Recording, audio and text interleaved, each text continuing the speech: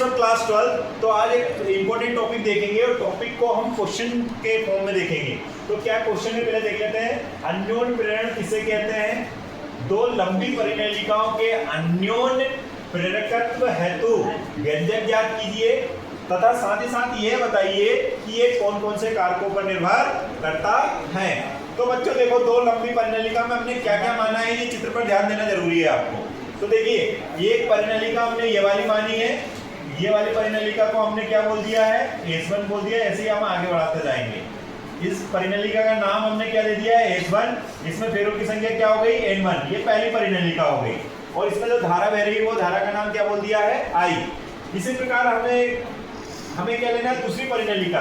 तो दूसरी परिणलिका को मैंने क्या ले दिया है? S2। और इसमें फेरों की संख्या जो है उसको क्या बोल दिया? N2। और जो दूसरी वाली परिणलिका है उसका एकांक क्षेत्रफल को क्या बोला है?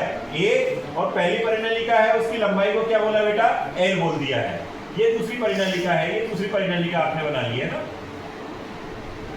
ये इस टाइप से। और पहली परिणलिका में जो धारा जा रही है वो I, और इधर से ये धारा आएगी वो I। ये हो गया। अब ये अन्योन प्रेरण होता क्या है? म्यूचुअल इंडक्शन होता क्या है? तो एक धारा में, एक कुंडली में जब धारा में परिवर्तन करते हो तो दूसरी कुंडली के फ्लक्स में क्या होता है? परिवर्तन होता है। और इसके कारण क्या होता है? उस कुंडली में अन्योन प्रेरित जो धारा होती है वो क्या हो जाती है? उत्पन्न हो जाती है। इस घटना को क्या बोला गया है? इस घटना को बोला गया है अन्योन प्रेरण। आप चाहें तो इसका एक बार देख लीजिए, स्क्रीनशॉट ले लीजिए। अब हमें अन्योन प्रेरकत्व का व्यंजक प्राप्त करना है। तो अन्योन प्रेरकत्व का जो व्यंजक होगा वो A = म्यू। ये किसके लिए? माध्यम के लिए चुंबकशीलता है। म्यू N1 N2 A/L, जिसमें A किसका बोला है आपने? वृत्तीय परिणलिका जो है उसका एकांक क्षेत्रफल, एकांक काट का क्षेत्रफल। और ये L क्या है? प्राथमिक कुंडली की लंबाई। जब इसको आगे देखते हैं तो जो हमने माना है वही लिखा है। दो कुंडली मान ली जिनका जो कैसी है? समअक्षीय है ना, उनका समान अक्ष है दोनों का। एक में फेरों की संख्या मतलब पहली में N1 है और दूसरों में N2 है। जो पहली परिणलिका है उसकी लंबाई हमने L बोल दी है, और दूसरी परिणलिका है उसका अनुप्रस्थ काट का क्षेत्रफल है उसको A मान लिया है। अब प्राथमिक कुंडली में जो धारा अगर मान लो क्या बह रही है? I बह रही है, तो हमें पता है किसी परिणलिका के अंदर चुंबकीय क्षेत्र की तीव्रता जो होती है वो μ0 N I होती है। हम इसको इस प्रकार से भी लिख सकते हैं। इस समीकरण को हमने क्या बोल दिया? समीकरण नंबर 1। और ये चुंबकीय फ्लक्स, चुंबकीय क्षेत्र की तीव्रता के कारण जो दूसरी कुंडली है उससे जो लिपटी हुई है उसमें क्या होगा? एक चुंबकीय फ्लक्स लिंक्ड होगा। तो वो जो चुंबकीय फ्लक्स लिंक्ड होगा वो क्या होगा? Phi = N2BA। बस अब हमने क्या किया?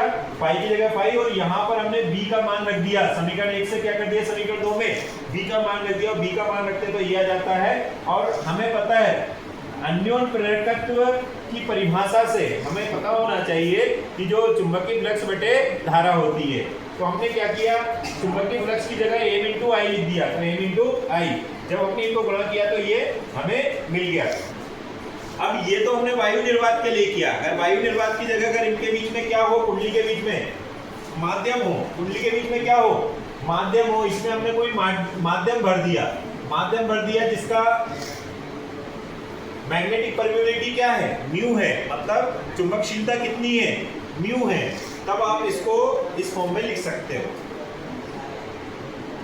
मतलब ये वायुवीय निर्वात के लिए है। और अगर इसमें म्यू और म्यू आर भी गुणा कर दो, मतलब ये किस μ0 म्यू आर मिलकर क्या बन जाता है? म्यू बन जाता है। इसको क्या बोलेंगे? माध्यम की चुंबकशीलता। इसको क्या बोलेंगे? वायुवीय निर्वात की चुंबकशीलता। और म्यू आर को क्या होते हैं?